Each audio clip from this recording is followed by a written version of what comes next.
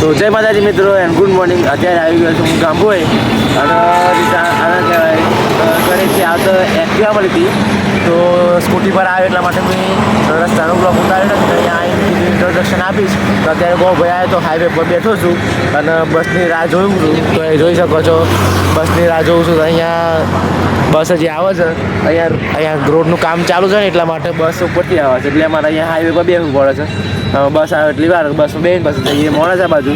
અને આ રોજનું કામ છે હોય રોજ હાઈવે પર બેસવાનું અને બસની રાહ જોવાની. અને બસો તો બધી અમુક તો ઉપરથી જત રહે છે ને કંઈ ખબર નહીં પડતી. તો અમે હોય બે રહીએ રોજ તો મોડું થઈ જાય છે પણ કરીએ છીએ. બસ આવે એટલી વાર બસ આવે પછી જઈએ મોડાસા બાજુ. તો મળો તમારે મોડાસા જઈ.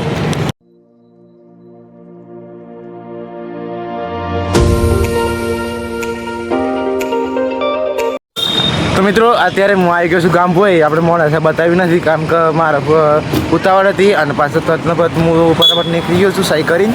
આઈટીએમમાં જો સહી કરીને પાછું રિટર્ન આવ્યો છું. આજે પાછું શું કે મેચ હતી એટલે બીજાની મેચ હતી એટલે આજે એવું કંઈ પણ આવ્યું નથી. સાહેબ બીજી હતા અને સહી કહી પછી અમે આવતા રહ્યા અને પાછું હિંમતનગર જવાનું આવ્યું છે. મારે શું કહેવાય તે દિવસે આપણે હિંમતનગર ગયા ખબર તમે બ્લોગ જોયો હશે તો ખબર હશે કે સાડીઓ લીધી હતી આપણે. તો એ સાડીઓના પોલિસ્ટર એવું ઘર અમે કીધી હતી. અત્યારે હું રોડ ઉપર હેડું છું એટલે અવાજ થોડું ઘણું આવશે પણ અત્યારે હું હિંમતનગર જઉં છું. બધા દોસ્તારનું બાઇક છે તે બાઇક લઈને બધા આપણે જઈએ હિંમતનગર બાજુ. તો હિંમતનગર જઈને અને સાડીઓ લઈને પાછા રિટર્ન આવતા રહીશું ગાંભોઈ. પછી ગાંભોઈથી આપણે જશું ઘરે. તો અત્યારે જઈએ જોઈએ બાઇક મળે બાઇક લઈને પછી જઈએ હિંમતનગર બાજુ. તો લેવા જાણ હિંમતનગર બાજુ. તો મિત્રો અત્યારે આવી ગયો તો હિંમતનગર આવ્યા પછી આપણે લઈ લીધી છે સાડીઓ. જોઈ શકો છો બધી ટોટલી સાડીઓ લઈ લીધી છે. અને હમણાં જ આવ્યો આપણી હાલ જ આવીને આ શોરૂમમાં જઈને અને સાડીઓ લઈને પાછું રિટર્ન વળતો થઈ ગયો છું. અને મારા દોસ્તાર પણ આગળ જાય છે. થોડો શરમાય છે બ્લોગમાં આવવા માટે પણ કશો તો નહીં એ તો ધીમે ધીમે થઈ જાય. તો અત્યારે જઈએ હવે ઘર બાજુ અને લેટ પણ બહુ થઈ ગયું છે. તો હવે ડાયરેક્ટ અમે બાઇક લઈને અમે જઈએ ઘર બાજુ. તો લેવાનું થાય અમે ઘર બાજુ.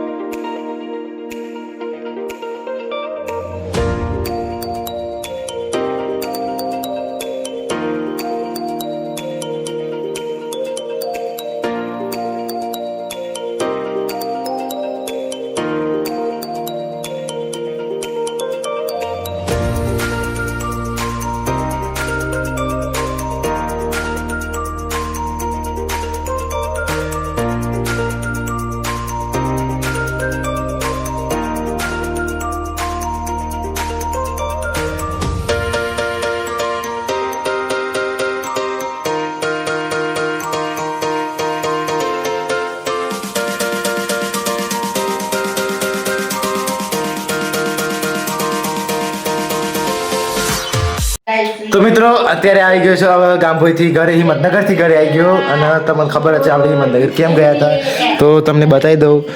આ સાડીઓ લાવ્યા આપણે તમે જોઈ શકો છો કેટલી 1 2 3 4 5 6 7 સાડીઓ છે. અને સાડીઓનું કમ્પ્લીટ પોલિસ્ટર ઓકે થઈ ગયું છે. અને અત્યારે જો આ બધો ખુશ થઈ ગયો છે સાડીઓ આવી એટલે ખુશ થઈ ગયો જો. હા મમ બે રહ્યો છે નવા નવા ચશ્મા પહેરી દીધા છે બેનને. તું બુની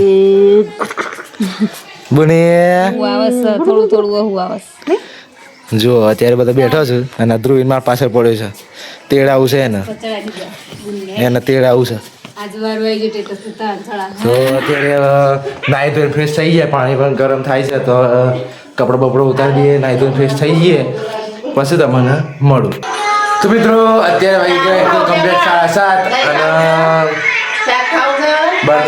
સબ્જીમાં બનાવવામાં આજે બનાવ્યું છે સેવ ટામેટાનું શાક. તો પ્યોર કાઠિયાવાડી અડધું પાક છે. તો એ જોઈ શકો છો સેવ ટામેટાનું શાક બનાવ્યું છે. રીજા પણ કહે છે મારો બ્લોગ બનાવો. તો શું હતું રીજા કે શું હતું હાઈ કરી દે શ્યામ મને ગોળો કહે છે સમ ગોળો કહે છે તો એ જ જોડા.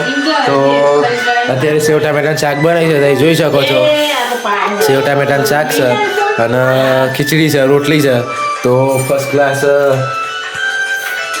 સેવ ટામેટાનું શાક ખાઈ લઈએ અને બધો જેનો ફેવરેટ હોય આપણી ફેમિલી છે યુટ્યુબ ફેમિલીમાં જેનું ફેવરેટ હોય એ કોમેન્ટમાં જરૂરથી કરી દેજો તો મારું ફેવરેટ તો અત્યારે શાંતિથી જમી લઈએ અને બ્લોગ પણ એન્ડ કરું છું જો આજના બ્લોગમાં આપણે શું કર્યું તો આજના બ્લોગમાં આપણે મોડાસાથી હિંમતનગરથી ઘરે આવ્યા તો આજના બ્લોગમાં આટલું જ હતું આપણું કામ આટલું જ હતું આજનું તો મારો બ્લોગ થોડો પણ ગમ્યો હોય તો ચેનલને લાઈક સબસ્ક્રાઈબ અને કોમેન્ટ જરૂરથી કરી દીધું અને બેલ આઇકન ઓલ વખતે જેથી કરી મારા આવનારા વિડીયો તમારા મોબાઈલ પર જલ્દીથી આવે તો મળીએ કાલના નવા બ્લોગમાં ત્યાં સુધી બાય બાય.